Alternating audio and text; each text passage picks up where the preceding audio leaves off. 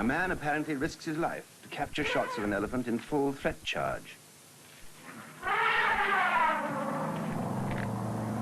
A woman takes the same kind of risks to get a close-up of a charging bull.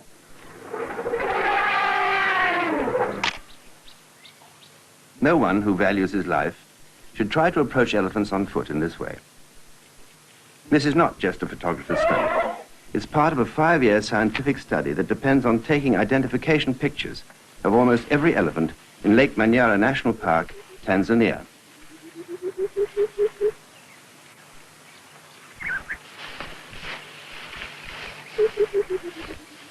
The scientist, a young Scot called Ian Douglas Hamilton, was set the problem of finding out how 500 elephants could live confined within the park without destroying their environment.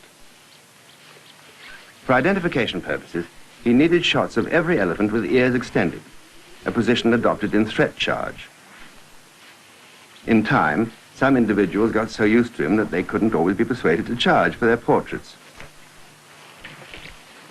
The subjects of some portraits he is never likely to forget. On the left is Taroni number 1, who masterminded an attack on my Land Rover, 1967. Standing next to her, Taroni number 2 overturned a vehicle in 1970. On the right is Taroni number 4, who was shot by a ranger in self-defense at the last minute. And this, one of the worst, is Taroni number 3.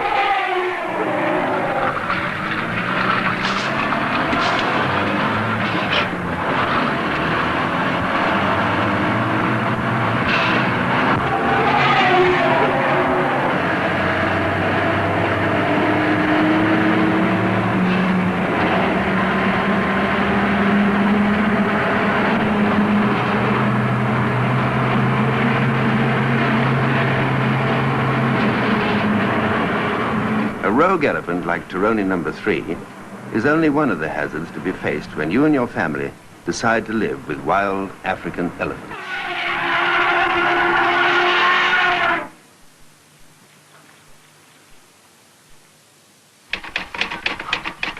Good evening.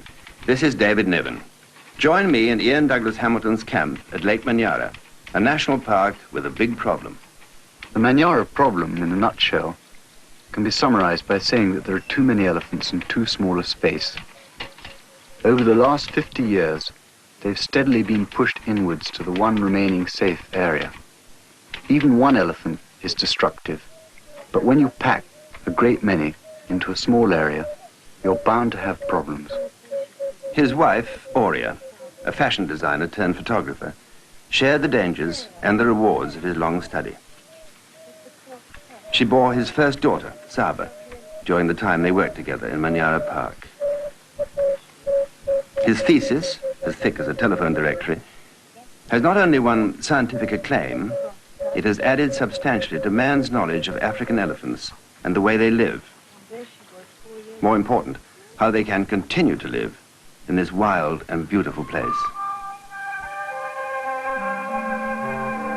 Lake Manyara National Park lies in the Rift Valley of Tanzania, beneath the steep wall of the rift to the west and the lake itself to the east.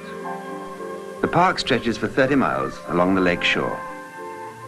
At its northern end, it is bordered by banana plantations and a village called Mtwembu. In the south, there are farms too. Until recently, all this cultivation was part of the elephant's range. Now its closeness poses one of the main problems. The elephants are tempted to break out and go crop raiding. Lake Manyara Park is incredibly fertile, thanks to the streams that run down the rift. Nowhere is it more than 4 miles wide. In places, the buttresses of the rift wall stretch down to the lake shore. Despite its fertility, there is not much room or food to spare for a population of over 500 elephants, together with thousands of other animals.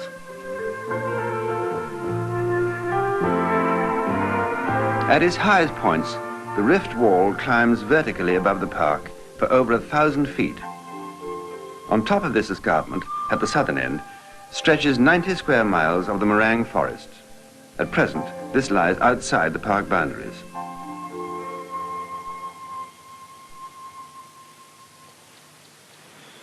The Before he could begin to live with elephants, Douglas Hamilton had to learn to survive among them. The Tanzania parks gave him one of their best rangers, Mahoja Burengo. Ian's qualifications were purely academic, an Oxford zoological graduate with a research grant from the New York Zoological Society and the Royal Society London. They don't teach you to track elephants at Oxford. Mahoja was his tutor now.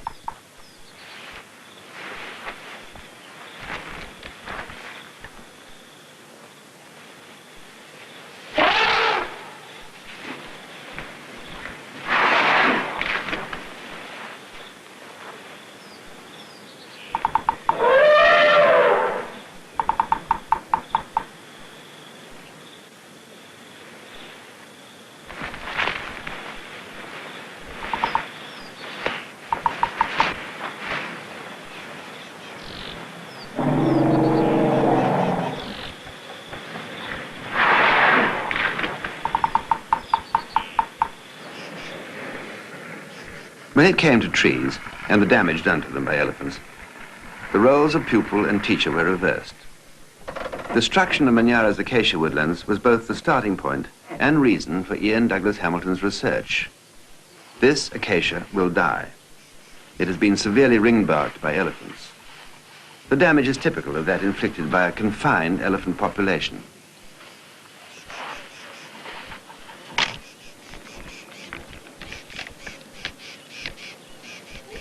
The tree they damage most is the flat-topped Acacia tortilis. By killing the trees, the elephants deprive themselves not only of food, but of shade essential to their calves. If the present trend continues, the acacia woodlands of Manyara will be wiped out, and if this happens, the elephant population may easily suffer a fatal decline. When hundreds are concentrated unnaturally by man, the destruction has to be seen to be believed.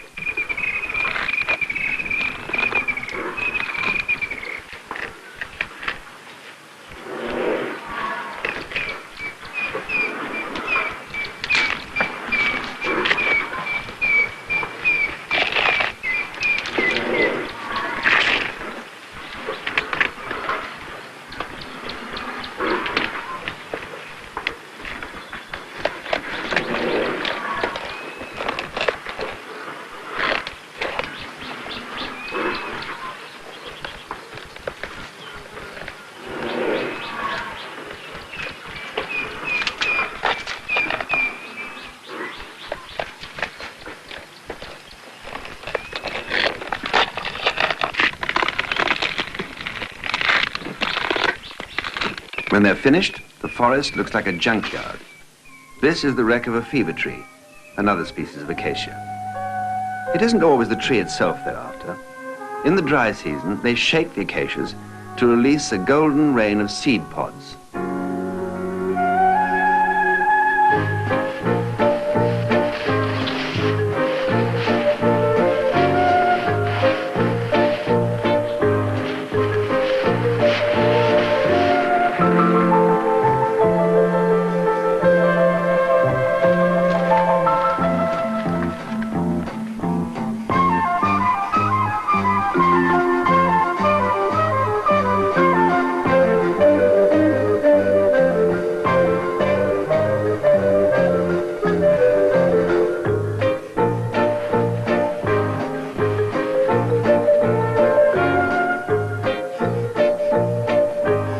Having shaken, they pick up acacia pods with an exquisite delicacy. For once, the elephants are doing acacia tortilis a good turn. The seeds only have a chance of germinating when carried well away from the parent tree. The elephants act as the dispersal agent. A single dropping can contain 10,000 seeds. Apart from its qualities as compost, the dropping protects them from seed-eating insects. So elephants were actually replacing some of the trees they had destroyed. When space for wild animals was limitless, regrowth kept the woodlands in balance. But there are far too many hungry mouths now for this to work anymore. A key shoot has been nipped off this seedling.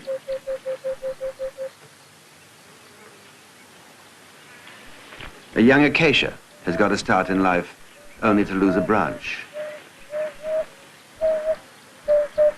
If the elephants of Manyara were not to be reduced by shooting, answers to the acacia problem had to be found. Finding them was hard and often dangerous work, but there were marvelous compensations. The Douglas Hamiltons spent their first years together in this idyllic place. If Eden had been filled with elephants, lions, and buffalo, this could well have been its location.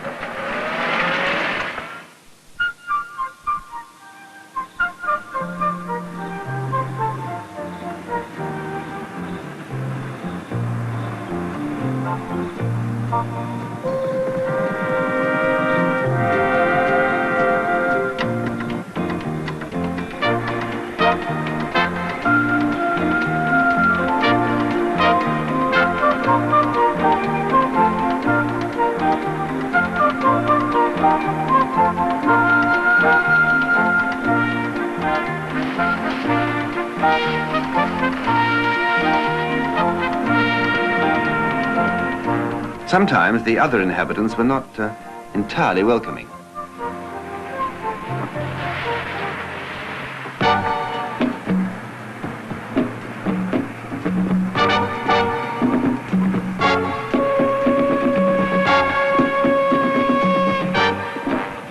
The unprovoked charge of an aged buffalo bull was more the sort of behavior to be expected from a huge and unpredictable black rhino, a species for which Ian had developed a healthy regard. Early on in his work, he had been charged and trampled by one and suffered severe spinal damage. This one had a bad sore on its flank, which might have made the creature likely to charge on sight. However, in a Land Rover, you're fairly safe from rhinos, if not from elephants.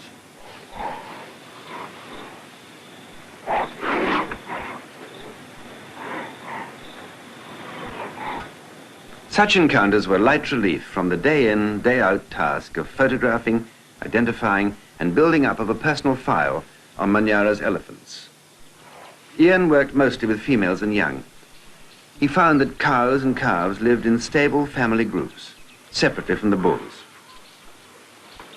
He worked on one family group at a time, recording individual characteristics and relationships.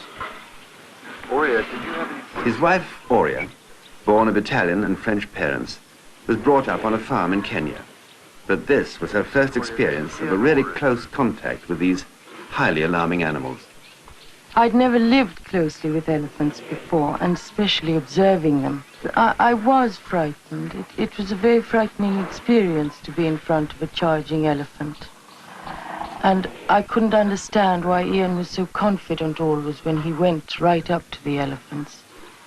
But then, as time went on, I did realize that he knew every single elephant individually in the park, and this, of course, made a difference. Ian built up his identification system by noting such details as tusk shapes and even notches in ears. Taking the families one by one, I gradually built up a personal dossier on almost every single one of Manyara's elephants. Within this dossier, I kept the pictures of each and a record of their life history for the period over which I observed it. For a while I gave them all numbers, but then I found that names were much easier to remember. And I based them sometimes on a notable physical characteristic, but more often I took a historical character. Whatever names he gave them, Boadicea, Ariadne, or perhaps One Tusk, he regarded each one with an almost proprietary affection. And after a long, hot, often dangerous day, Eden was always waiting.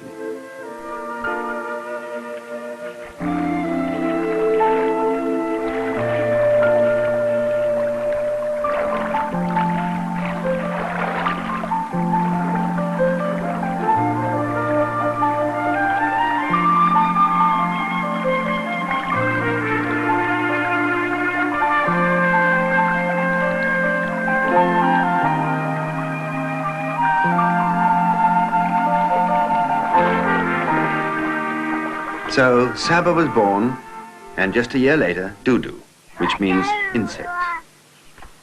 Almost from the beginning, the children accompanied their parents and came to accept elephants and their young as something that behaved rather like their own family. The great creatures their fathers studied were certainly nothing to be afraid of, provided you respected them. Not the ambulance.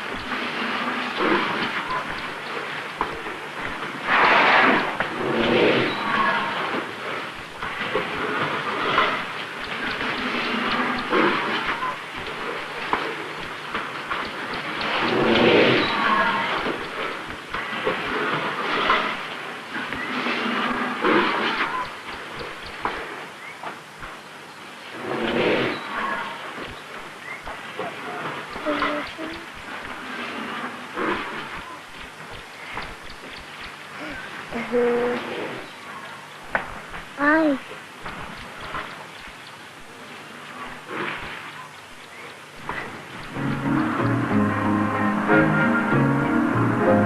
And during the drive back to camp, at the end of the day, there was no telling what the children might see.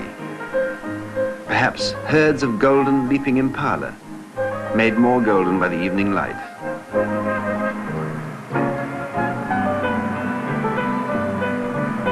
Or something you'd never expect to find up in the branches of a dead acacia tree.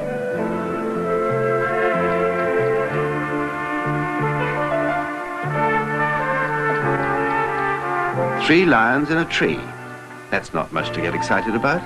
At least, not if, like Saba and Dudu, you've lived all your days in Lake Manyara Park.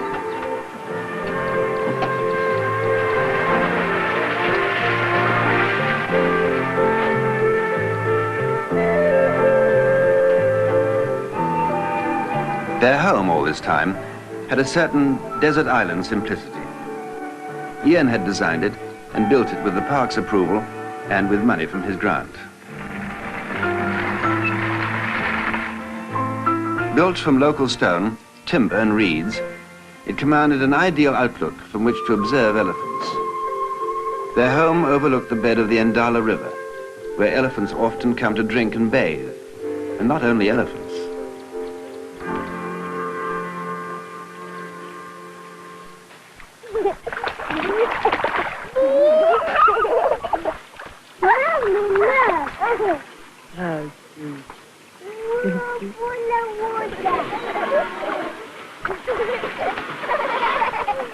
I think that as a mother, observing elephants, I've become much more aware of the importance of tactile care, because baby elephants were well looked after.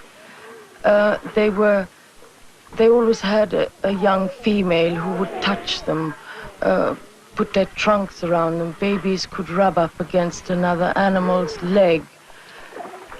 It was this special tactile care that I was trying to relate to the way I brought up my children, because this I thought was important, just as important as it is for elephants to live close to each other. It was important for us to live close to each other. And I tried to use this system with my children. By touching them, I felt I could give them reassurance. And then, of course, whenever there was a bad moment, I tried to hold on to them, and I'm sure this must have given them a feeling of security. For the next stage in his research, Ian needed to know the exact age of individuals. There is a direct relationship between shoulder height and age. First, he took the elephant's photograph. Then the dauntless Mahaja walked out with a measuring rod and placed it in the elephant's footprint. Ian took a second picture so that he could compare the two and read off the height of the elephant that had stood there. The method only worked well where single elephants, usually bulls, had left a clear-cut footprint. So he invented a more complicated device. It was all done by mirrors and a prism. It produced a double image on film. Then, by calculating displacement between the images, he could work out height at the shoulder. This is Virgo, height 7'3", age 20 to 25. He applied the method to most of the cows he had already identified.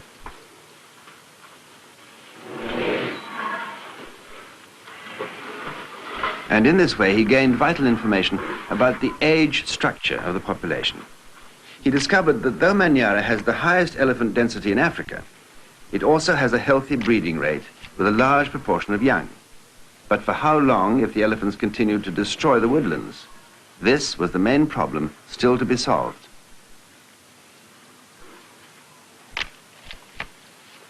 To crack this problem, he had to understand the innermost workings of elephant society, one totally governed by the matriarchs.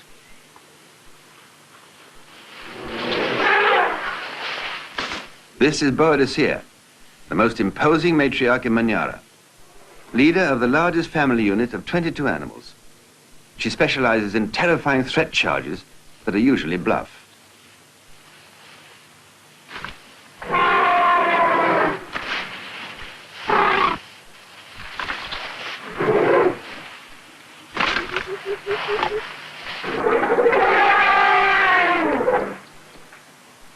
Not only do all the younger females look to her for leadership, but two other family units follow hers at a distance.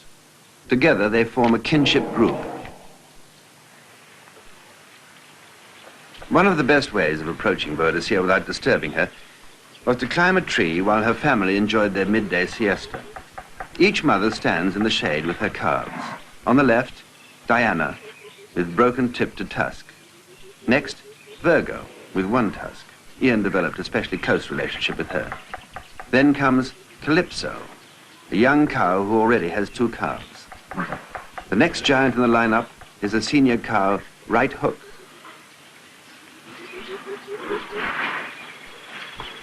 And on the right flank, ever watchful, the great Boadicea herself. A little way off, a young bull stands alone, learning the hard lesson that he will soon be driven away from the family circle forever. Matriarchal concern for family safety is vividly demonstrated when the senior cows sense a threat, perhaps from man or possibly from predators endangering their calves. They form a furious defensive circle. It's extremely alarming, as it's intended to be.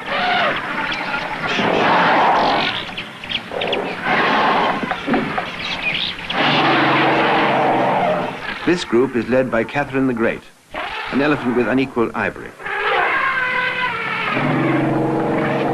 Helen, a senior cow, screams and demonstrates to back her up. Only when they judge the threat is past do they calm down, and Catherine leads them away to thicker cover.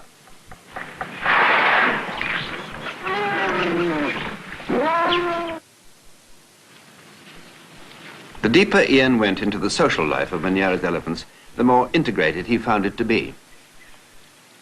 Obviously, all the elephants in Manyara knew each other frightfully well because they mixed together. And even when two separate family units came near to each other, the youngsters often run across and intermingle. There was no territoriality or aggression between family units. They seemed to, well, really just love each other very much. Now, one of the things I hated doing was the necessary disturbance that was caused by my photographing. And I liked best of all to be able to watch elephants without disturbing them, to approach them from downwind so that they weren't even aware of my presence, and to be able to record their behavior and at the end of it go away and they didn't know that anybody had been watching them at all. On several occasions, Ian Douglas Hamilton came across the bones of dead elephants which had been shot. There's an old hunter's tale about the graveyard where elephants go to die, where rich hoards of ivory lie for the picking up. Well, this was no elephant's graveyard, just the result of a local massacre by poachers. But the elephant behavior Ian now witnessed was as strange as any hunter's story.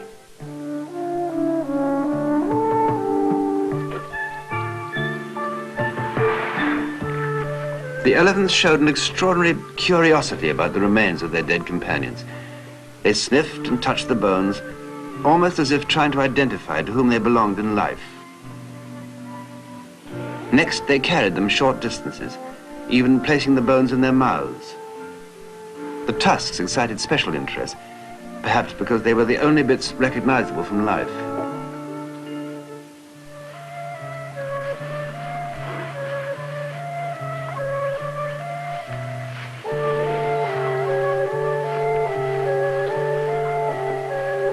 Eventually, they all picked up bones, large and small, and carried them away, sometimes 100 yards or more, before dropping them in the bush. Whatever the explanation, there is no doubt that the bones of dead elephants have a special significance for the living animal. Elephants totally ignore the bones of other species.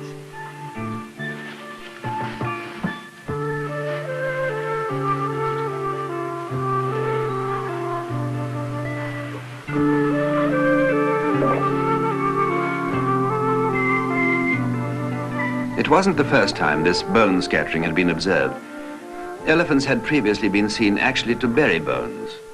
Ian Douglas Hamilton confesses that he has no satisfactory explanation for it, nor as yet has any other scientist. But the keys to his research were to be found among the living elephant families.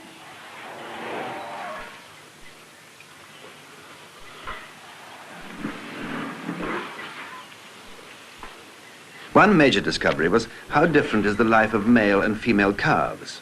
At first, they're both equally protected. They're even woken up when necessary and reassured by a trunk placed in the baby's mouth. Often it is the teenage females of the family who perform these nursery duties.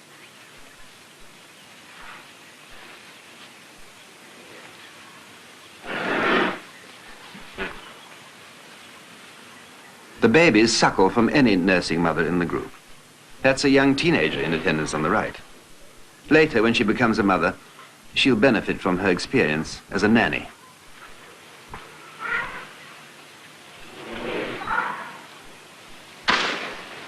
When dealing with the more aggressive bull children, teenage nannies need a good deal more patience. When the family is on the move, it's usually the teenage female who restrains the youngster's urge to rush ahead. As in many human families, the indiscretions of the very young are usually tolerated. A large bull, temporarily associating with a female member of the group, allows a very small calf to greet him, even though they're competing for a drink. Discipline has to be taught, however. When another young calf spoils his mother's waterhole, she gently pushes him out. He doesn't give up easily, though, and sneaks back to turn the whole thing into a mud pie. He receives his due reward eventually by getting sand up his trunk.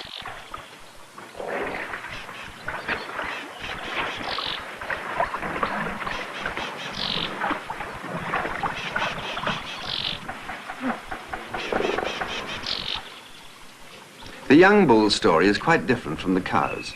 From the earliest age, he tries out charges at everything and everybody.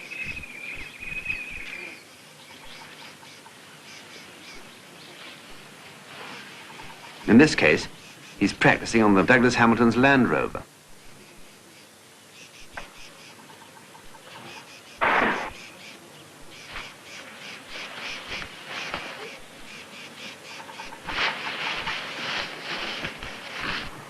As they grow older, the young bulls have to be put more firmly in place.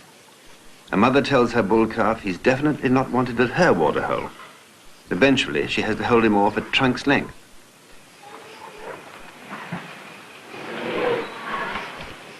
When they're slightly older, the young bulls will flex their muscles at other targets, like an inoffensive herd of impala. It's all show-off in the typical manner of young males everywhere.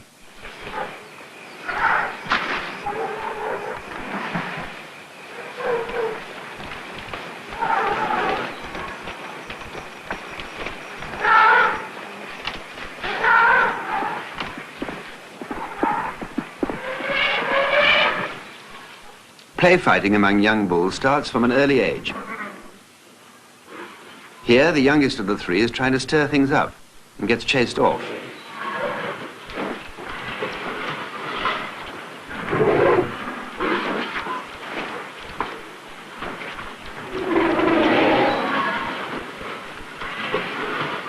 matriarch intervenes and tells the boys to cool it. Her calf places his trunk in her mouth as an appeasement gesture.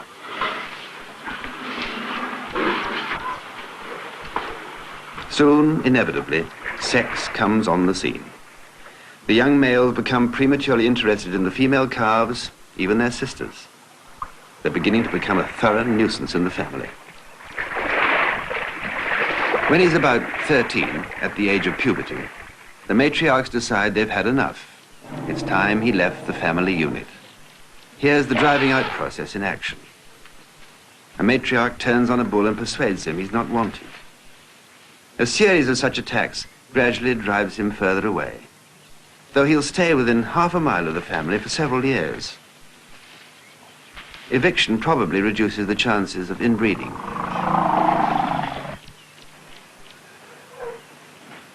Some play fights are particularly vicious, especially when they're between two young bulls who have not yet fixed their position in the hierarchy.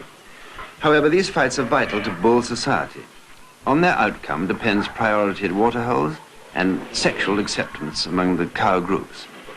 In these battles, the clash of ivory can often be heard far off.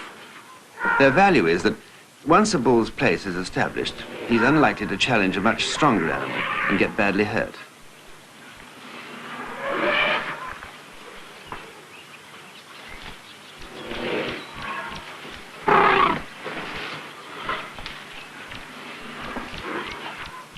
This youngster is very conscious of his lack of status. He feels insecure among a group of older bulls and takes his branch well away before he dares to eat it. From now on, the bull mingles with other males, young and old, in loose-knit groups that constantly change their composition. Sometimes he lives quite alone. He's now all set for a bachelor life.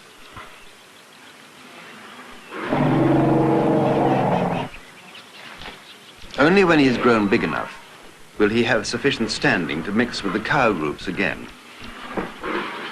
A huge bull greets and is accepted by a matriarch. In the mating season, he may follow a female on heat, but even this association is short-lived. This separate life lived by the bulls was the key to Ian's next piece of research, finding out how family groups moved over a long period.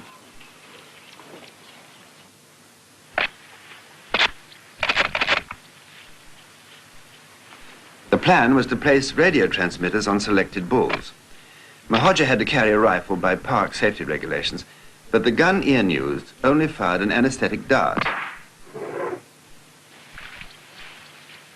As the dart hits, Ian notes the time so that he can judge when the drug will have taken full effect. The first bull he darted was a mature one. Having no strong social bonds with any family, it was unlikely that other elephants would rush to his defense. This was largely a trial run to put the first radio transmitter in place and see how it worked.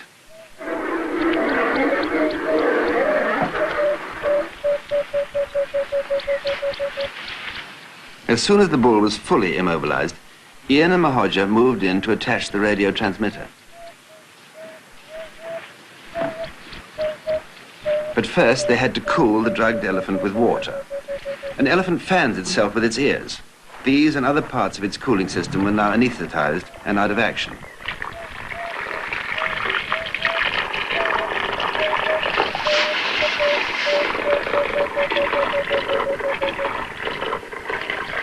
The transmitter was attached to a length of machine-drive belting like that used in factories, so strong that even an elephant would have trouble in breaking it.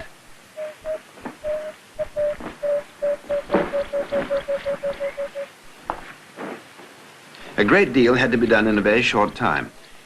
Quite apart from the danger of overheating, there was the weight of the collapsed animal on his lungs and ribs to be considered.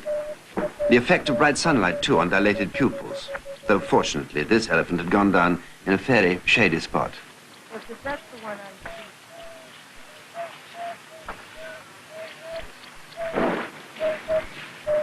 There was a lot of information to be recorded that is impossible to get when the animal is fully active. Samples of parasites to be taken, and all this to be done within a maximum of 20 minutes.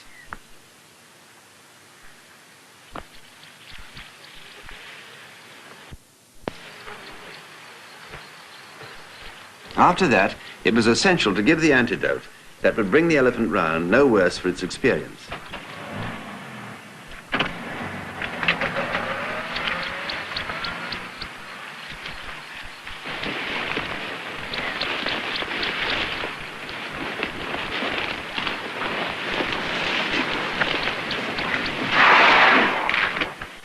Now the bull was free to continue his wanderings, sending out a bleep bleep signal that could be picked up on a tracking aerial at a range of 30 miles. The only thing that bothers me. Not all of it, just bits of it. Flying his own aircraft from a bush strip near his camp, Ian radio tracked not only that first mature bull, but a series of young bulls still loosely attached to their families. The bleep bleep picked up by the antennae on his wing struts enabled him to plot the seasonal movements of selected family units for up to 5 months at a time.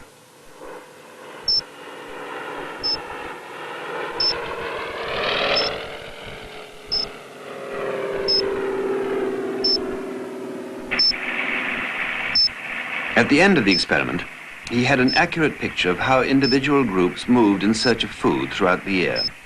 Most important of all, he had learned how much they depended on the meringue forest on top of the southern escarpment during the dry season. Unfortunately, the routes to this were largely blocked by farmlands to the south of the park.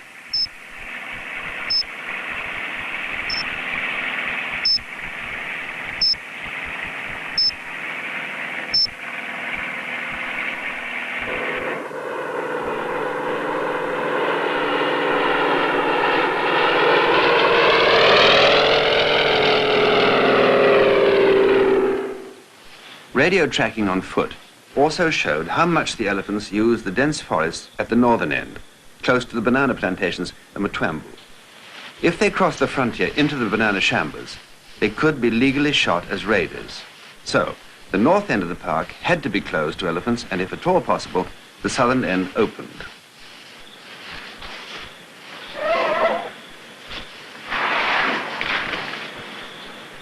Often in the dense forest, they walked into elephants other than the radio bull they were tracking.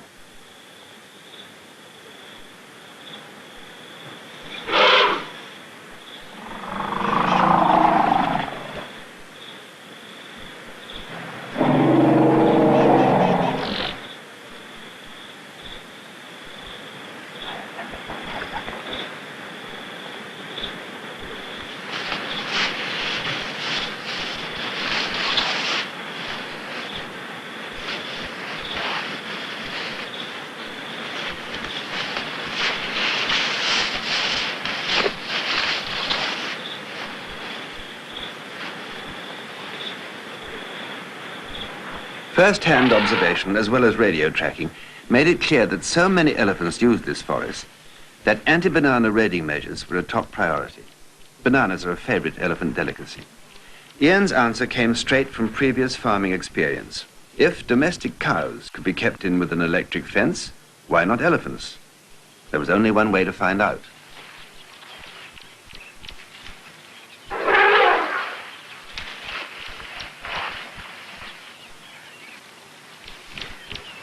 He put up a trial fence. The first elephant touched it, got a mild shock, and then the matriarch went screaming mad.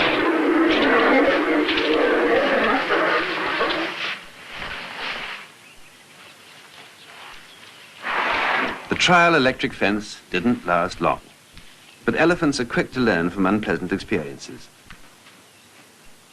Today, there's a strong 3-strand electric fence along the border between plantations and the forest frontier of the park. The elephants respect this, and Senior Warden Benjamin Kanza regards it as something approaching a complete answer. Before the fence was put on, there was a lot of crop raiding, especially by elephants. But now that the fence is on, this is reduced quite tremendously. When we put in the fence first, there were lots of breakages because the animals were not aware then that there was a fence. But we kept on trying and mending. We were putting a lot of people on the fence. And eventually we are getting success, although not, sort of perfection. Data about as many groups as possible was still needed to fill in the picture of seasonal movements. Ian had only 2 transmitters, so he had to retrieve them from bulls who had served their purpose and transfer them to other mobile elephant radio stations. It was when he decided to get his radio back from a young bull attached to Sarah's group that the trouble started.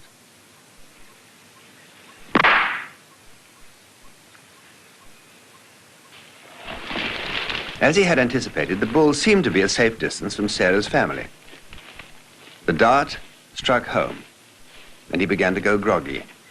The bull trumpeted an alarm.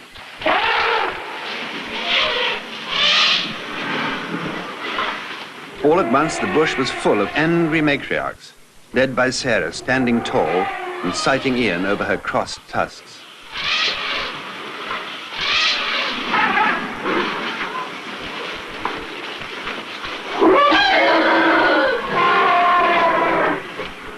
Ian now knew that he was in bad trouble, though it wasn't himself he was worried about. If the bull was not to suffer damage, he had to get the antidote into him in a very few minutes. Unfortunately, he didn't have another dart available to do the job. He never expected to have to use one.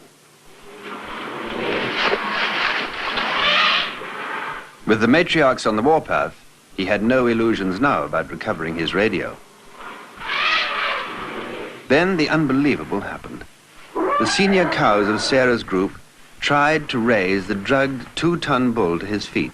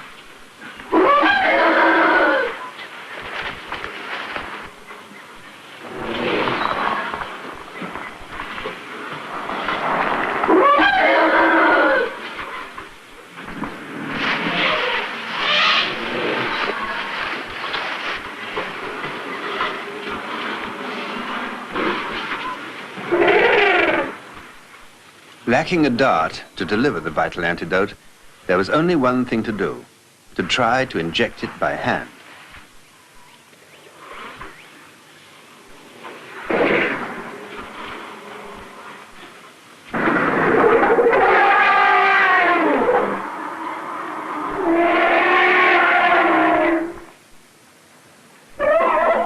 When that failed, to get in close with the Land Rover was the only hope.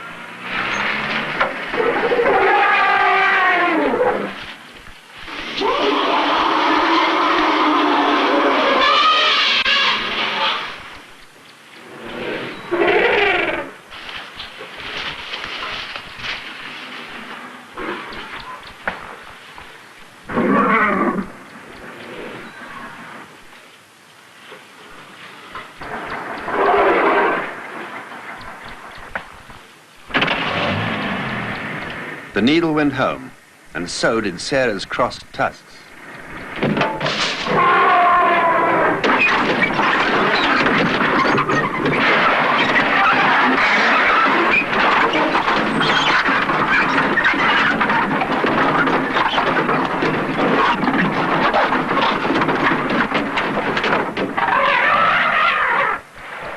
Having, as she thought, killed her enemy, she backed off to tend the bull who was partly coming round.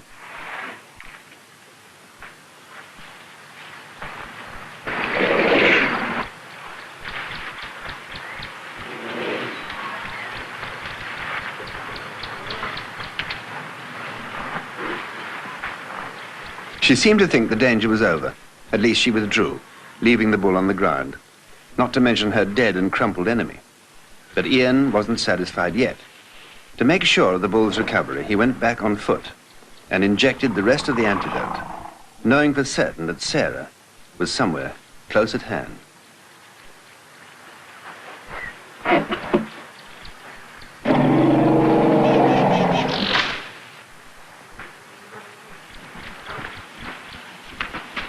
During his 5 years of living with elephants, Ian Douglas Hamilton has taken risks which some wildlife experts and scientists consider unnecessarily foolhardy.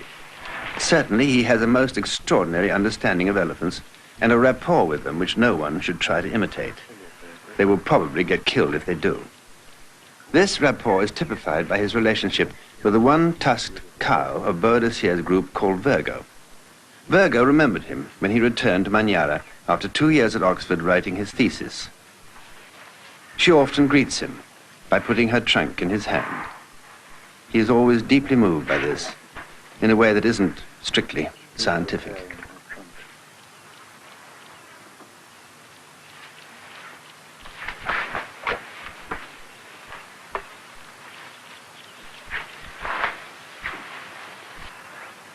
With complete trust, Virgo sometimes greets him and then brings the younger of her 2 calves to do the same.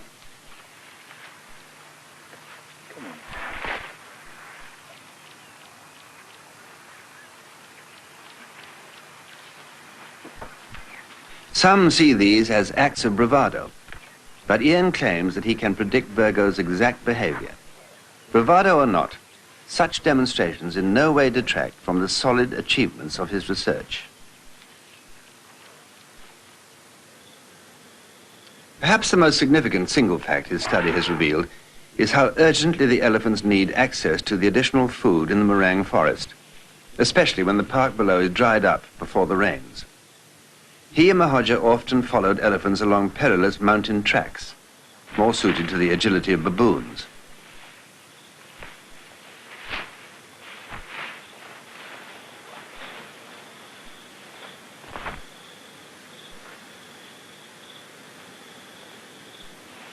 Once, they even found a cow who had missed her footing and crashed 400 feet to her death.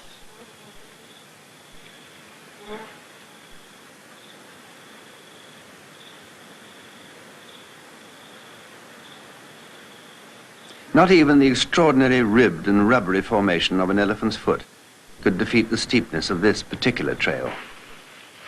Research into family structure and movement had now made it clear that if the Manyara herds and their environment are to survive, they need to be able to climb freely up out of the park to the Morang forest. The timber there is so lush and plentiful that an influx of elephants in the dry season can do it no appreciable damage. Unfortunately, the easiest approaches to the Morang forest lie across the farmlands to the south of the park. At present, if they cross those farms, they can be, and often are, shot as crop raiders.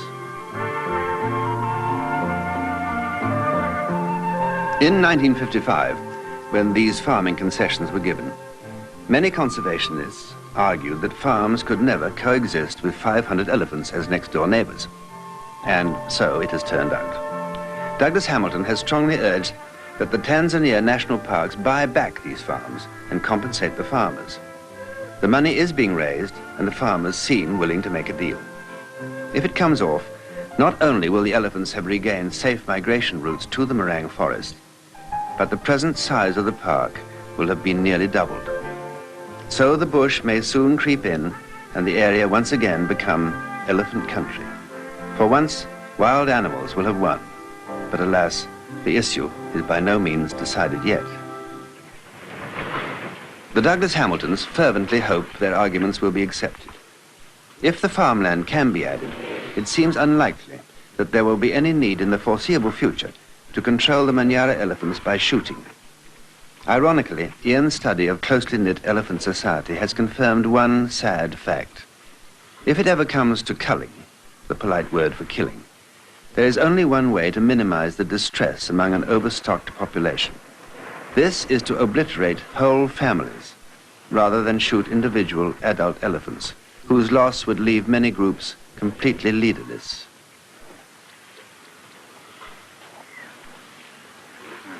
As a scientist, Ian Douglas Hamilton accepts that culling has already been judged necessary in other African national parks.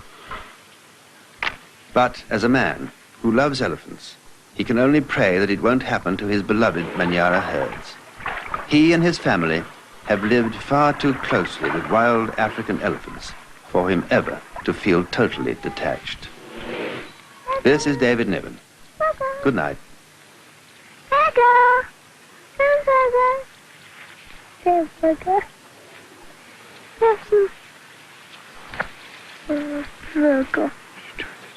Don't fix it. I think it's falls on. That's it. I get it.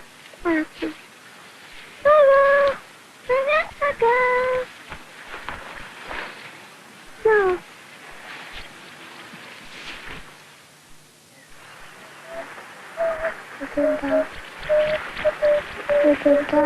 No. This one may be a big elephant. Huh?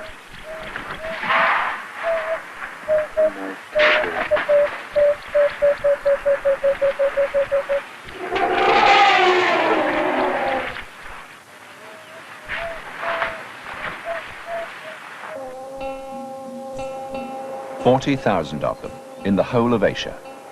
That's all there are left. Their numbers are decreasing every day. They're vanishing, despite the fact that they're revered in religious life. There's even a Hindu elephant-headed god called Ganesh.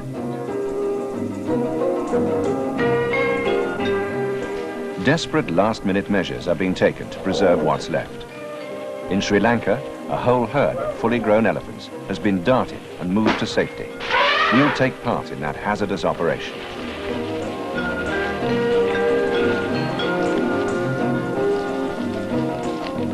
Not long ago, thousands of Asian elephants were tamed for logging work in the forests.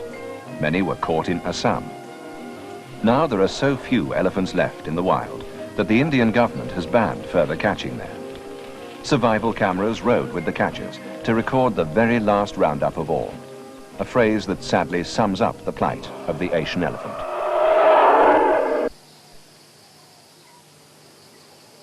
Though it's the animal most people are familiar with from circuses, the Asian elephant is very seldom filmed in the wild. Wildlife films and television usually star the African elephant. It's a slightly bigger animal with far bigger ears. It's more likely to carry big ivory.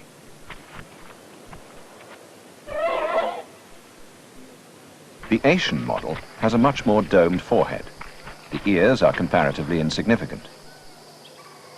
Head-on, there's no mistaking the bulk of the African species. There's a small difference in the trunk, too. The African has 2 prehensile lips at the tip. The Asian, only 1. With the Asian elephant, Elephas maximus, only the bulls carry tusks. It's very rare to find a big tusker, probably because big ivory was shot out long ago. Asian elephants have been captured and trained for hunting, ceremonial and work for at least 3,000 years. Indian rulers, especially the Mughal emperors, put them into their battle line. So did more recent military commanders. Elephants were used as recently as World War II in the Burma campaign to carry ammunition.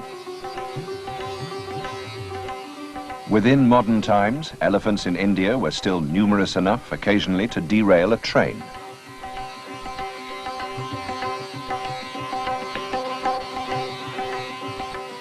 Some Maharajas, now even thinner on the ground than elephants, had over 1,000 elephants at their disposal.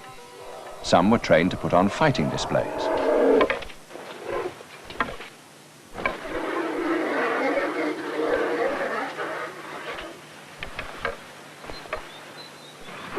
This rare archive film was shot as recently as 1934 in Jaipur State.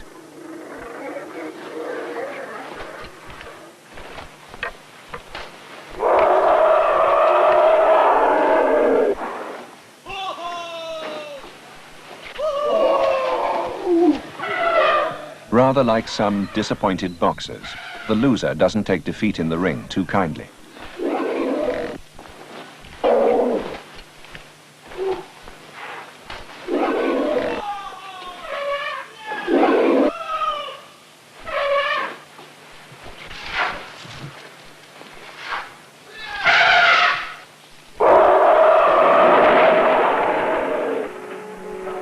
On ceremonial occasions, an Indian princeling could rely on an impressive turnout of elephants. There were plenty more in the wild where those came from. The Maharaja of Patiala's eldest son certainly wasn't short of elephants at his wedding in 1936. That crown is all diamonds. As to the wedding coach, what else would it be drawn by but elephants? The importance of these scenes is that they reflect how large the wild population must have been to provide as many elephants as even a Maharaja could wish.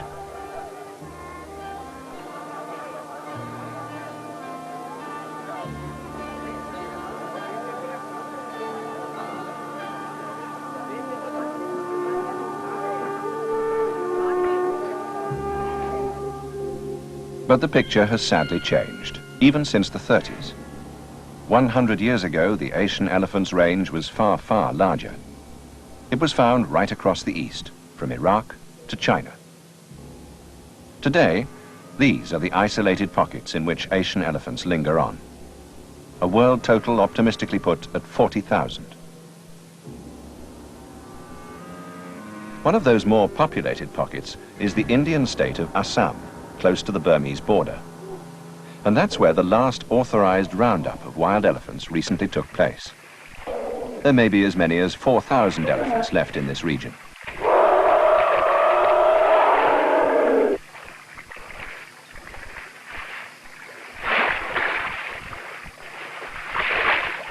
The question is often asked, why is it always the Asian elephant that is taken out of the wild and put to work for man?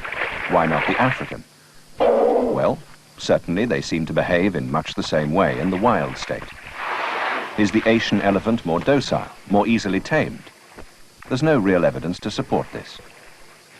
Until fairly recently, there was a successful African elephant training center in Zaire. So perhaps it's just a question of opportunity. In Asia, there are many forests in which the elephant has proved an ideal working aid. Religious and ceremonial life is more formal and developed than in Africa, and the elephant makes an ideally impressive addition to state or religious occasions. Nevertheless, the impression lingers on that the Asian elephant is more easily tamed. Well, let's join the last roundup in Assam and find out how easily.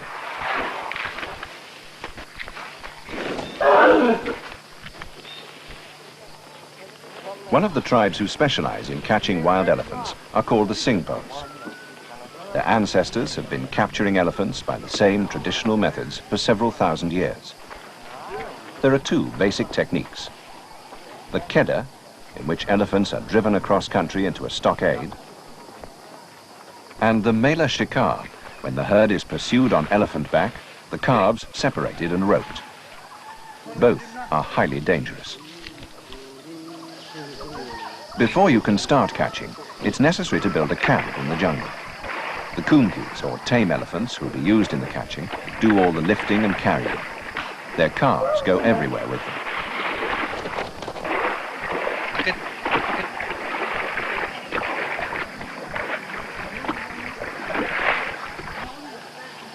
At a command, a kumki will break a small tree in half.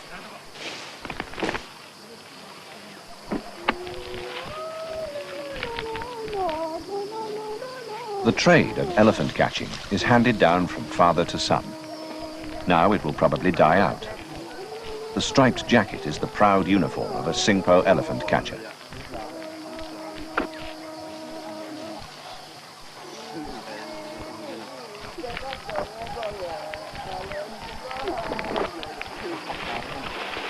At dawn, the catching elephants are loaded up with the gear. All the ropes are hand-woven by the team.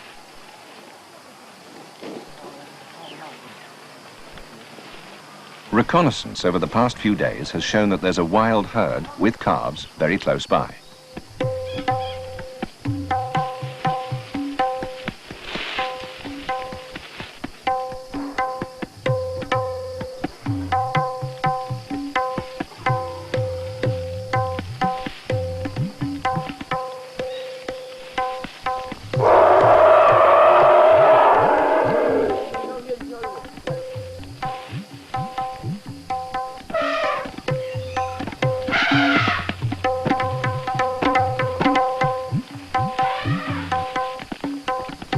The incredible thing about the mela is the way the wild elephants appear to be lulled into false security by the presence of the tame ones, even when they're being chased by them.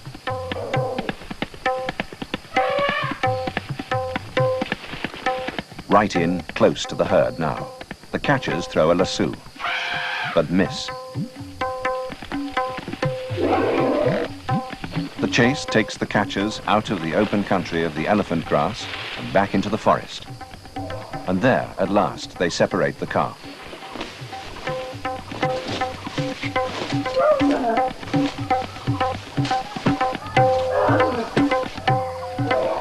Securely roped, the calf is led back to the training camp.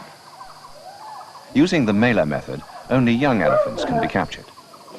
Just imagine trying to rope a fully grown beast weighing 6 tons. The keddah is something different. This is the keddah, or stockade. It looks too flimsy to hold a herd of angry, captured elephants. But the springiness of the walls is backed up by solid timber supports. The principle is that it gives, but doesn't break. The drive towards the keddah starts in late afternoon.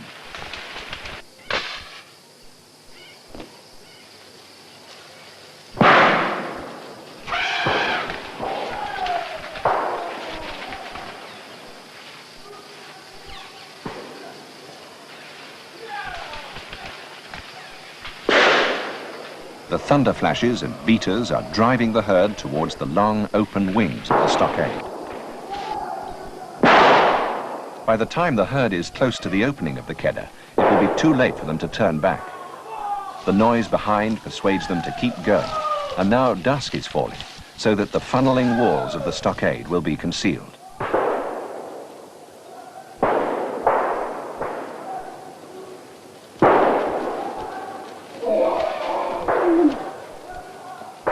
By the time the moon is up, there are a dozen furious elephants inside the keddah.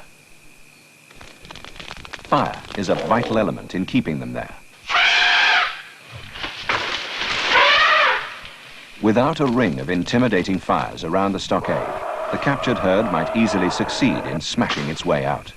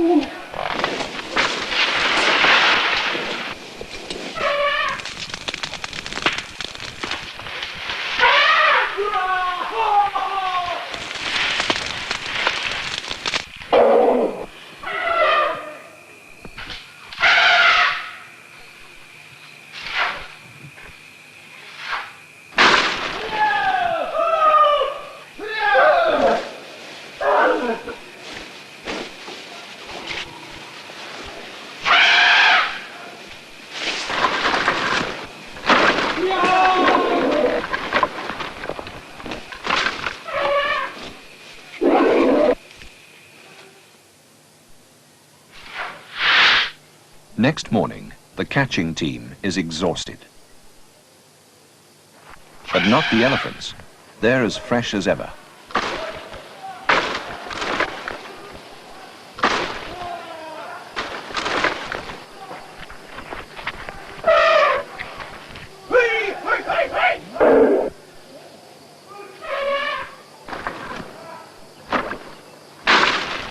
The head of the catching team has to decide when to go in and get the elephants out.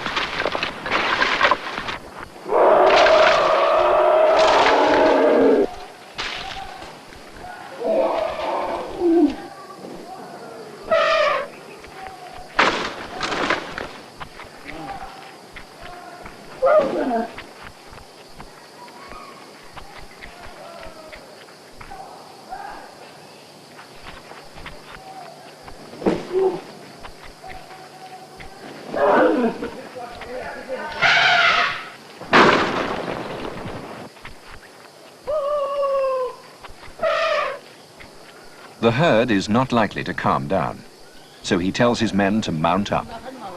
And this is the amazing part. the Singpos are going to ride in among a herd in dangerous mood, relying on the fact that the captives will accept the tame elephants as friendly and won't even think of snatching man, the enemy, from their backs. It's an awesome moment.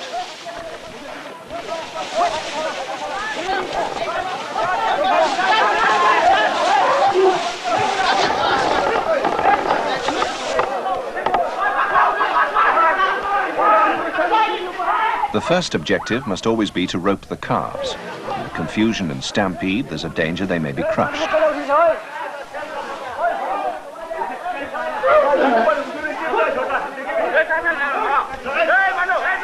Quite unbelievably, the wild elephants accept the tame intruders.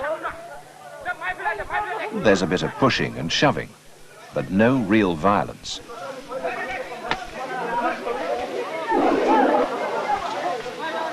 How easy it would be to grasp one of the men with an upstretched trunk. But the thought never seems to occur to the captured elephants. A cow is pushed out of the way so that a rope can be got onto her calf.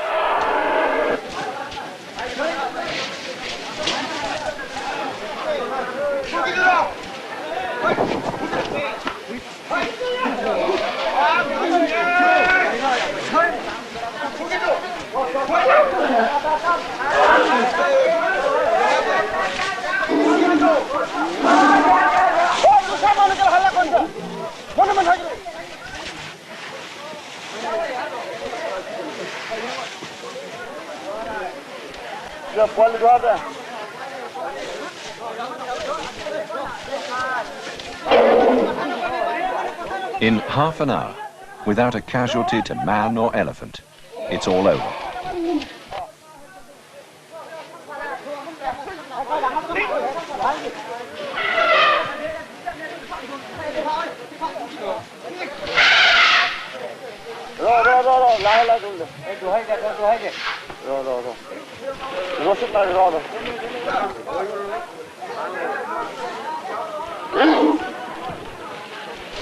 The actual keddah is complete.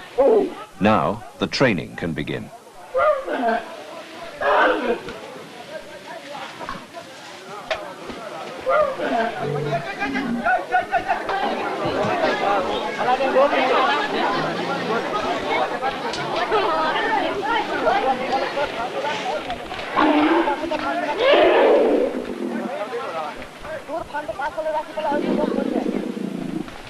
It's 8 miles to the Singpo's training camp.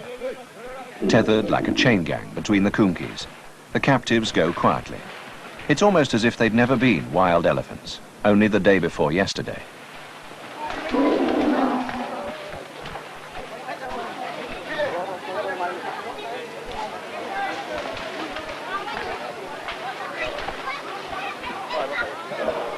On their way, they pass their real enemy in life, the handiwork of the tree feller. It's the destruction of forests all over the Far East, more than any other single factor, that has put paid to the Asian elephant. That and the continual growth and spread of the human population. These things, rather than hunting or capture, have put the Asian elephant on the danger list.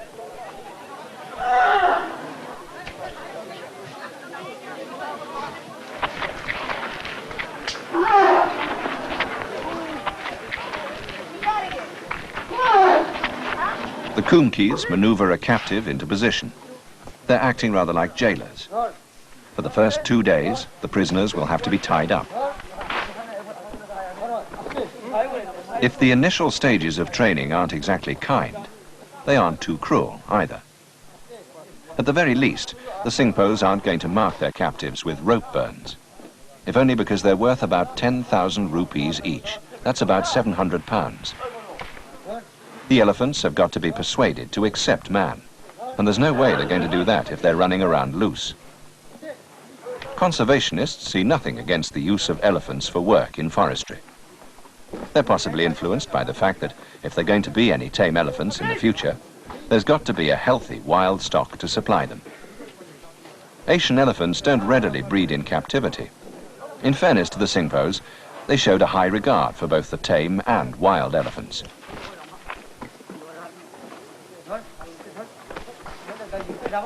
Those are the buyers, deciding how much they're prepared to bid. They'll be able to drive their elephants away, partly run in, within a fortnight.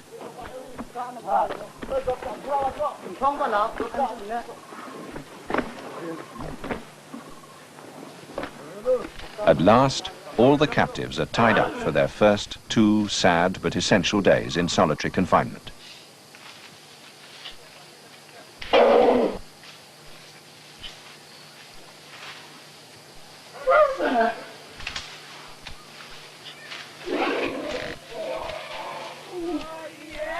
Soon after comes another crucial stage in the training process.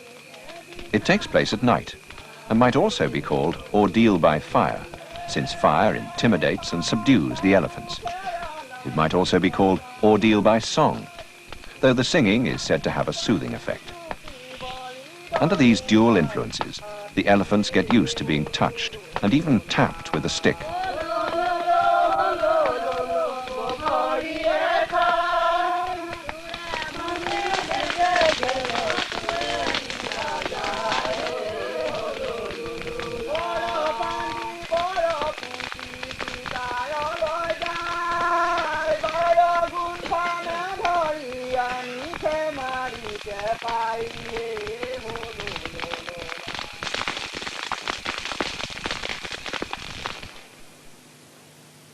After that, they can be taken out in daylight on the parade ground to learn the basic commands their mahouts will give them.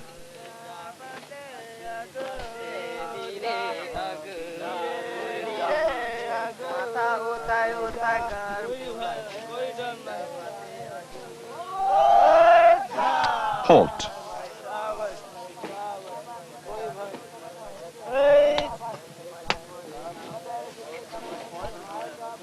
Reverse.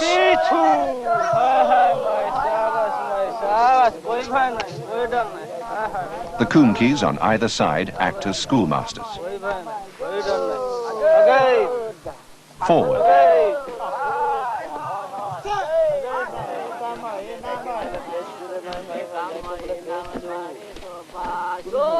Turn right. The mahout reinforces the command each time with leg pressure, just as if riding a horse.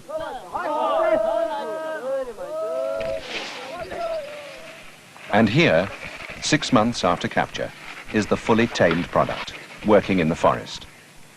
These logs, by the way, weigh at least 2 tons.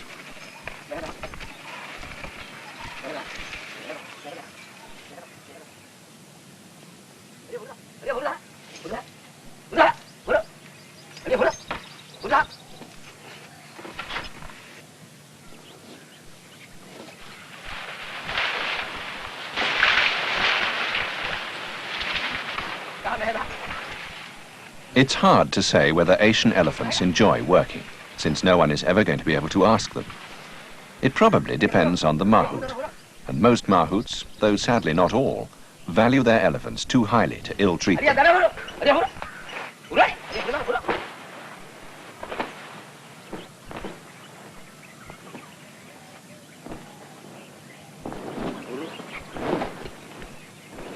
What is certain is that there's a place for working elephants, especially in mountainous regions and over difficult terrain where machinery can't easily operate.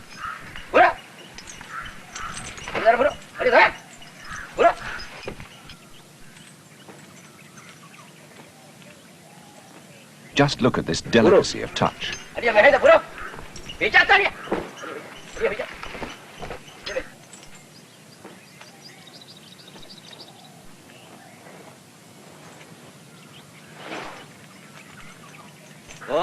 Elephants are cheaper than machines too, and they don't contribute to the energy crisis by burning up fossil fuels.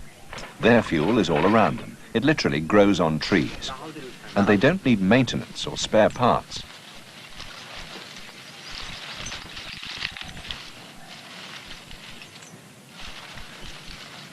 And just occasionally, they get a chance to show a machine who's boss.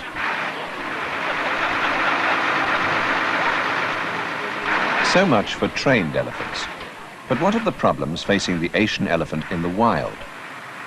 To experience those, we must journey to Sri Lanka.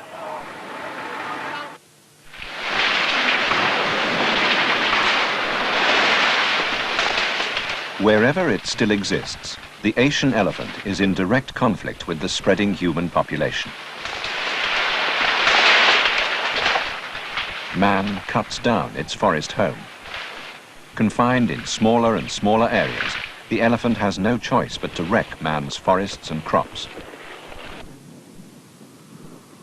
These scenes could have been filmed almost anywhere in Asia. Forest is being cleared by the quickest possible method. And after the fire has gone out, bare, desolate earth remains that may produce crops for a few years. The need to feed Asia's enormous population is of course paramount.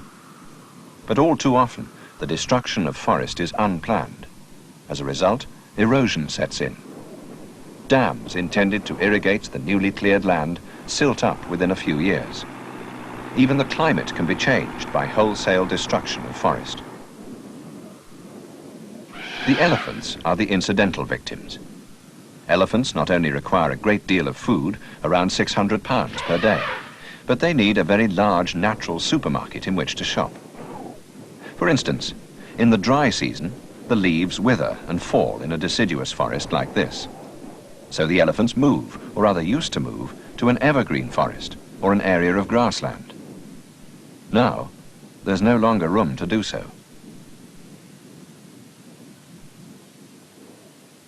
One of the last real hopes for the Asian elephant lies at the southernmost tip of the Indian subcontinent, in Sri Lanka.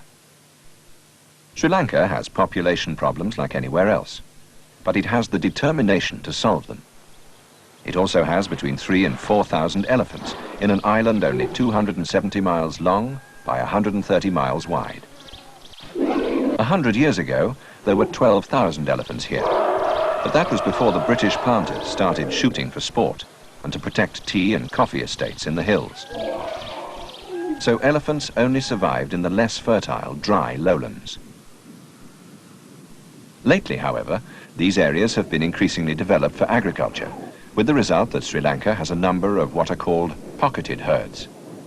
Here, at Dedura Oya, a once 150-strong herd of elephants has been reduced to 17 animals, isolated amid plantations. The elephants lie up in cover during the day and come out raiding the coconut palms at night.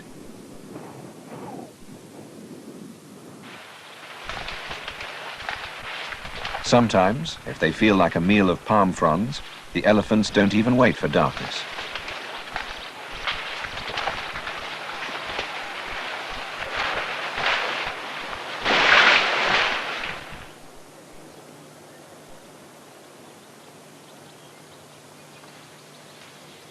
The urgent problem is to do something about pocketed herds like the one at Dedura Oya. The team for the operation depended on the bushcraft and the coolness of the Sri Lankan rangers. No one had ever successfully moved a fully grown elephant before. Where pocketed herds exist in Africa, it has been necessary to shoot all the adults to save the calves. But in Sri Lanka, the wildlife authorities had an untried weapon. They also had one of the world's most experienced capture experts, Dr. Ian Hofmeyer, veterinary officer of the Etosha National Park, Namibia, who gave his services voluntarily. Darting in dense scrub jungle was more hazardous than anything Hofmeyer had encountered in Africa. Visibility was usually about 10 yards. He was using a new Belgian drug called carfentanil. The first elephant was peacefully asleep within minutes of the dart striking. The white scar is a bullet wound. This first cow was no exception. Every single one of the 10 animals eventually saved had been peppered with shot.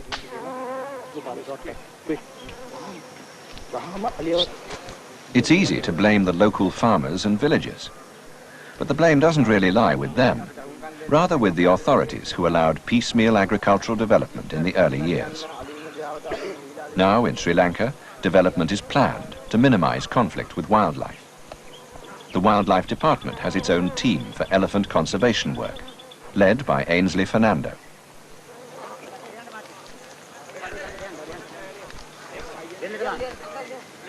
The most available weapon to defend crops is almost always a shotgun, firing large slugs which wound rather than kill and set up festering sores. Dr. Nettasinghe, head of the Sri Lankan veterinary team, treats the wounds with antibiotics as soon as the lead has been removed.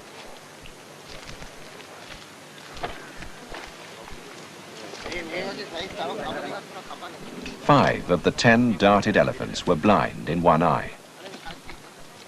After the first darting success, Hofmeyr toasts Mr. Pereira, Assistant Wildlife Director, in King coconut milk. Not all the dartings went as smoothly as the first. One morning, the team went after a big tusker.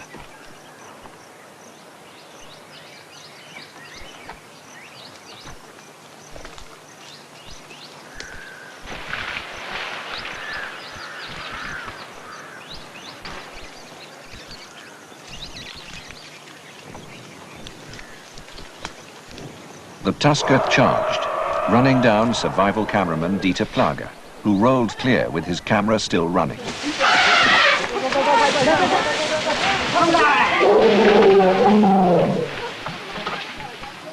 Not all the disasters were on the human side. The villagers demanded that 2 rogue elephants be removed. They'd been shot at so often that they were ready to kill on sight. The team approached the first bull with special caution.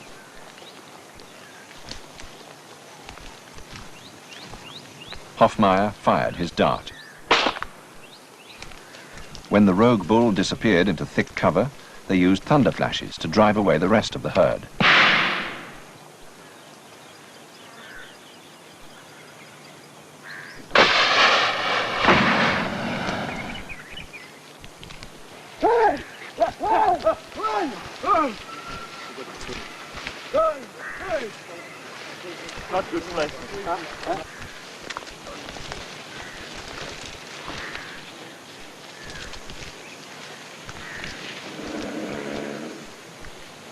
The dart had struck successfully, but success this time ended there.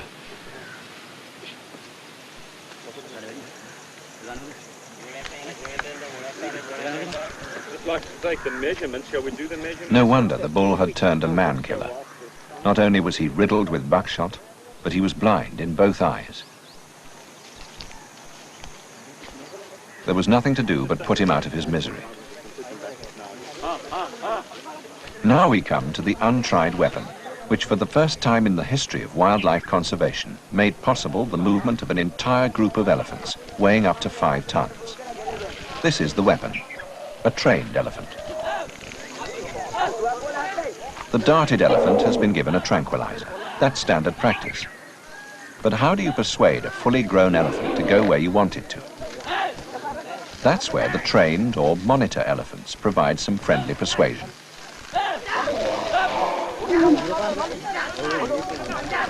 One initial difficulty was that the mahouts controlling the monitor elephants just didn't believe in the effectiveness of the drugs. At first, they were reluctant to work closely enough, but gradually their confidence increased.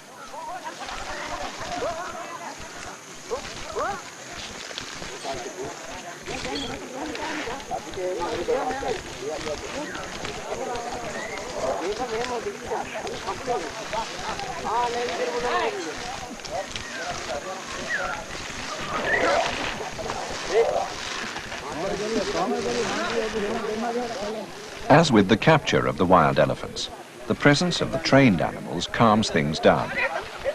Now there's a tranquilizing drug to help as well. But it's the monitor elephants who make the whole operation possible.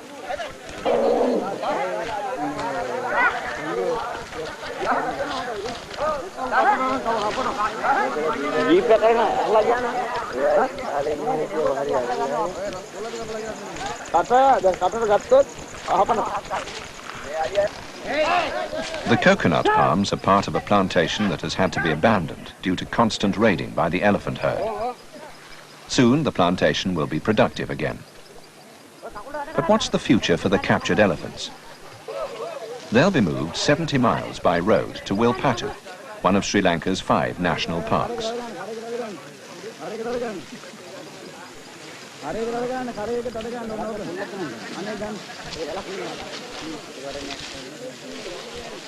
A measure of the success of the tranquilizer is that the elephant is ready to eat, though still under the influence.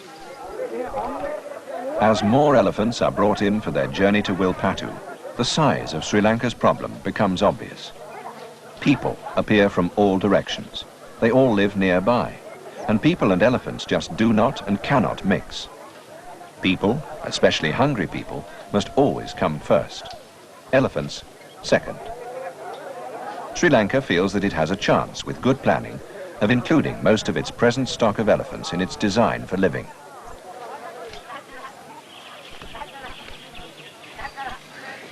We now reach the part of the operation that would be unthinkable without the help of the monitor elephants.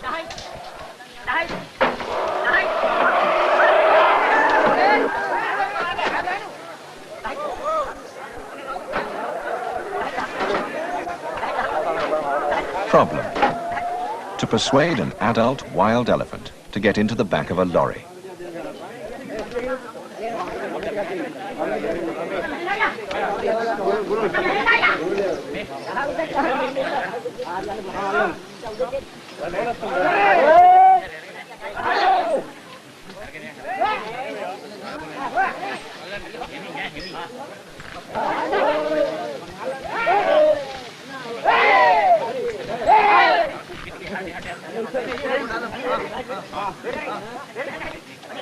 Problem nearly solved.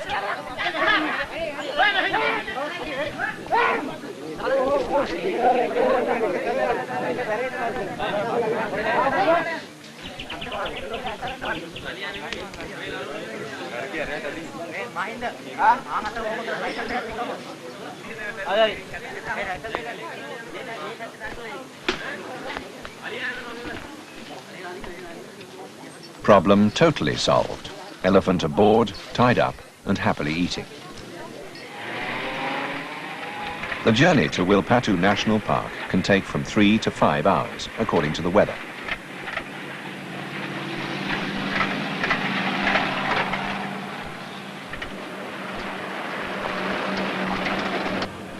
Frequent stops were made to check on the load and to inject more tranquilizer when necessary. The monsoon was just beginning. Several times the convoys ran in and out of typical pre-monsoon cloudbursts.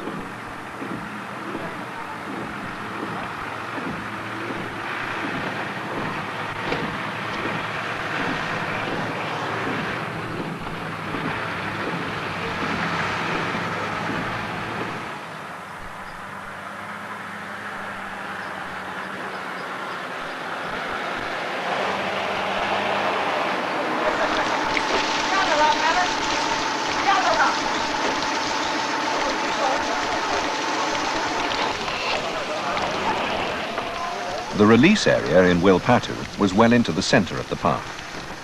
On the way, another storm hit them, turning the track into a slippery paste.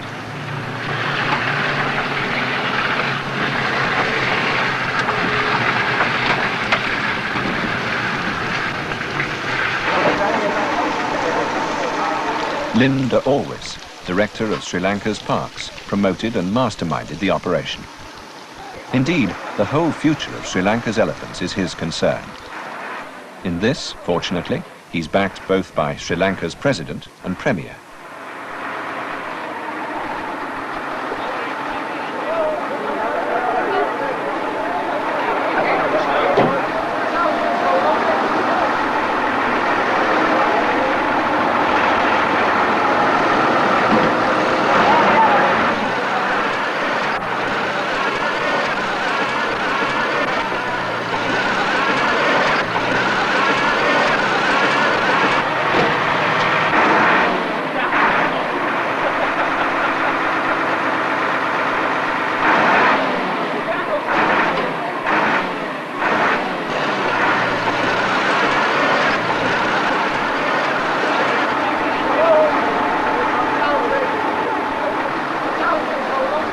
When the storm passes, a final check by Ian Hofmar.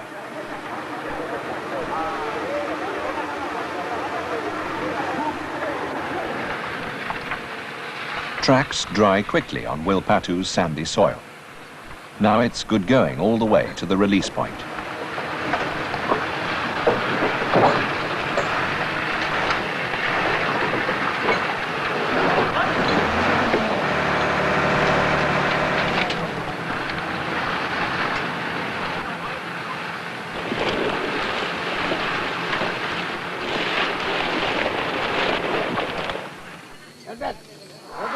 It has been decided to make the first release at night, in the hope that the elephant wouldn't immediately wander too far in strange surroundings. First, Hofmeyr gave it a very small shot of the immobilizing drug, and then the team guided it out with ropes onto the unloading ramp.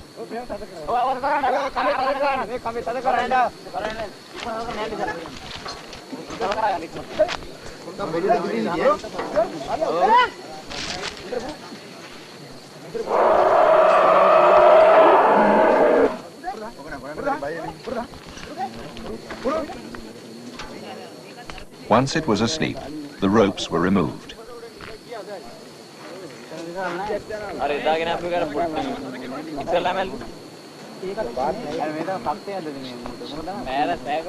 A final shot of the antidote into the ear.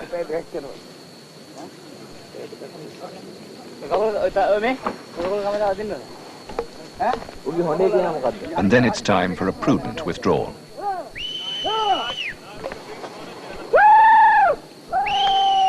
The number 1 inscribed on the elephant's backside in hard gloss paint will enable the parks to keep a check on its movements for quite a long time.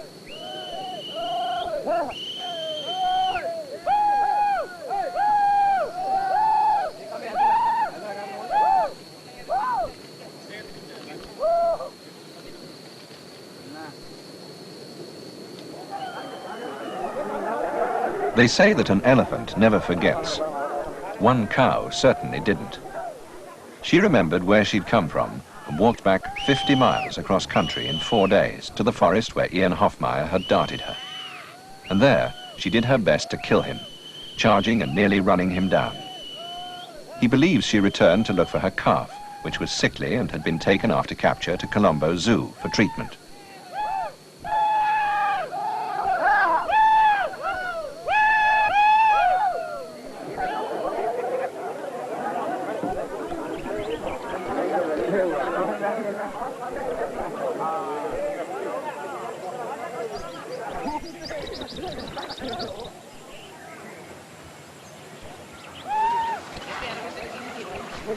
Number 10, the last one, is given its marking and its freedom. There can be no more catching for a while. The monsoon has finally broken.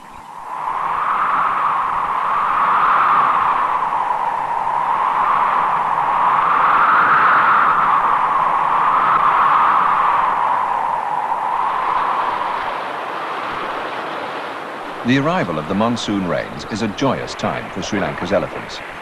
Watching these animals take a quite unnecessary bath is the nearest thing to singing in the rain since Gene Kelly.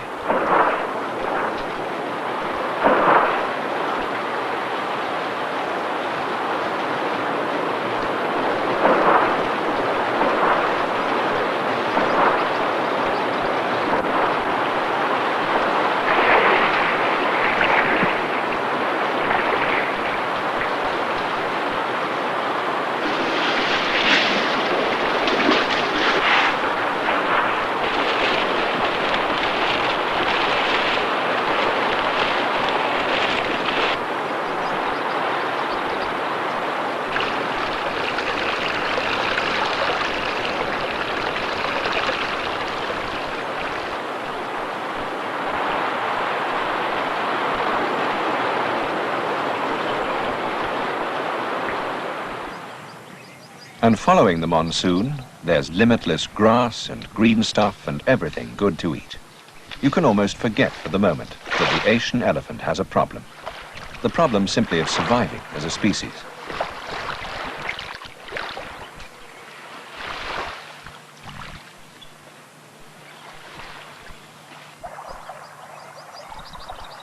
In Sri Lanka, elephants have probably got a better chance than anywhere. And not just because of a few spectacular rescue operations. 10% of this small country consists of national parks and reserves, and that's unique in overpopulated Asia. Though a huge clearance scheme for agriculture is underway, forest corridors for elephant movement between parks are being left intact and will be fully protected.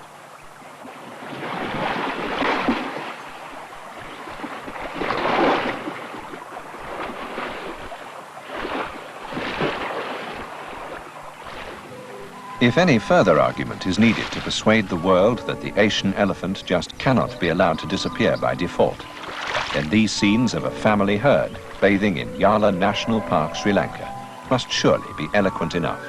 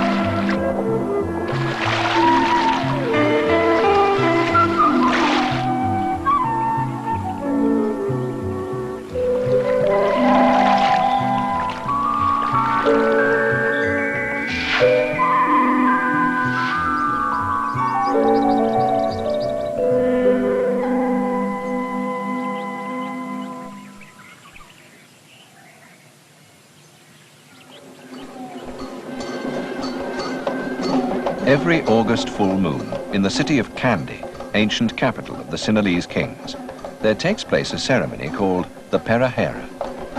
Perahera simply means procession, but this is probably the most spectacular procession on Earth. And what makes it so is the splendor of the 100 richly caparisoned elephants who take part. The most spectacular elephant of all is the giant tusker Raja, who carries on his back the sacred tooth relic of the Lord Buddha. The tusker leaves the temple and stalks through the streets of Kandy, while acolytes unroll a white silken carpet for the great elephant to walk on.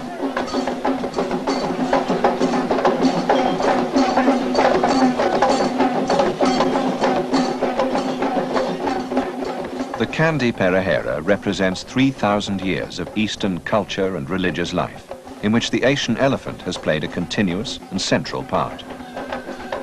It's impossible to watch the splendor of this ceremony without asking whether we're within sight of its disappearance. What would the Perahera be without its elephants?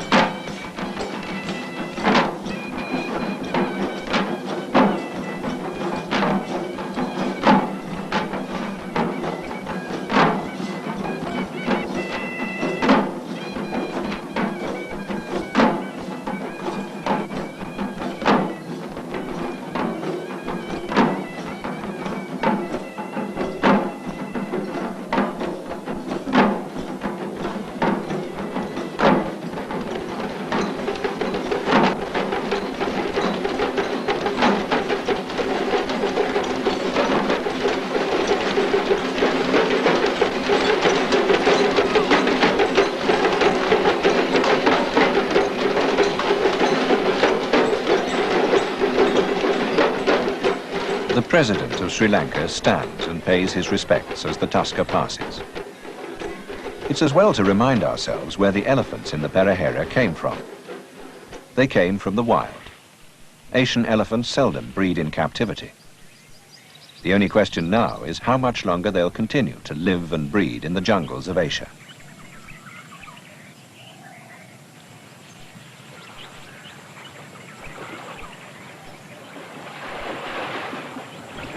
For the record, here's the most optimistic view of the numbers the world has left. India and Sri Lanka, 15,000.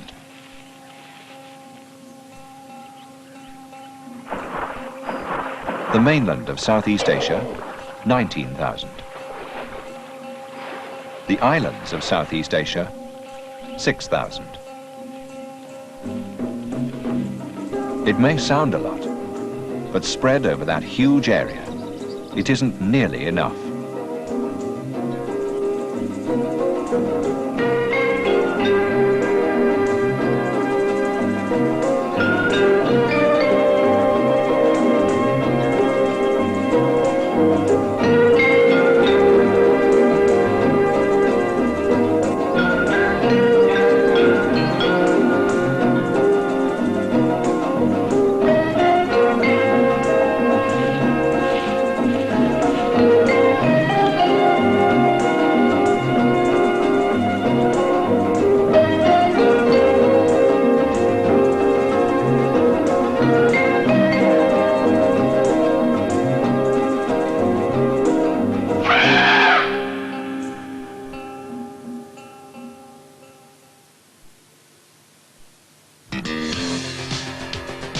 The world of survival. Wildlife entertainment that the whole family will enjoy watching again and again. Now these unique programs are available on video, building into an exclusive wildlife home library.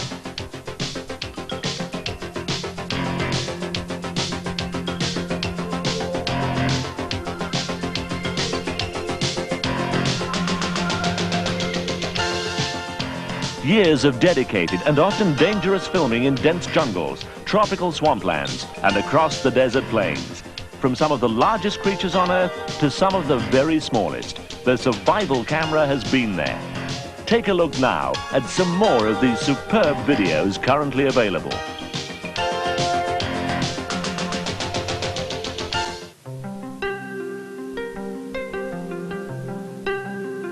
Survival takes a look at the parenthood game. As human society grows more complicated, we're constantly being reminded of new and progressive ways to raise our offspring.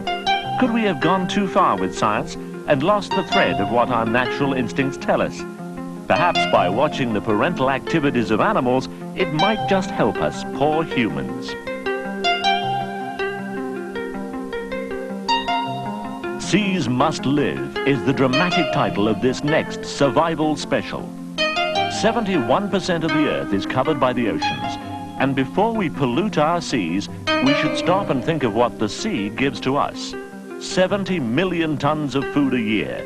The seas control our weather, provide us with much of the oxygen we breathe, and is also home to millions of life forms.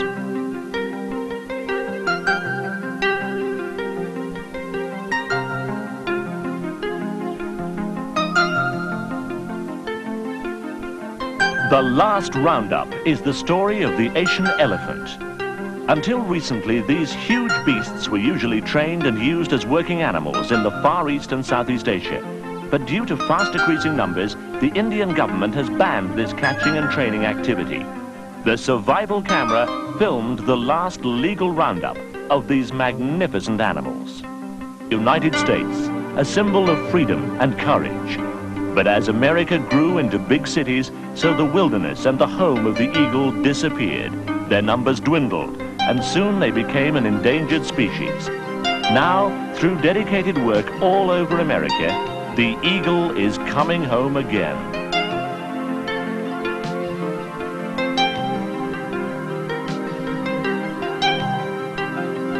Seasons in the Sun takes us to East Africa. There are only two seasons here, wet and dry. As the land dries out at the end of the rainy season, all the creatures, from elephants to frogs, must find ways to survive the hot, dry months ahead. Their strategies are as different as the animals themselves, and the survivors celebrate with the coming of the rain.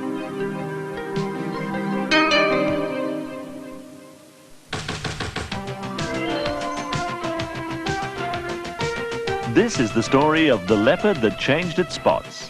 Harriet was an orphaned leopard who's lived as a domestic pet in a farmhouse since she was 2 weeks old.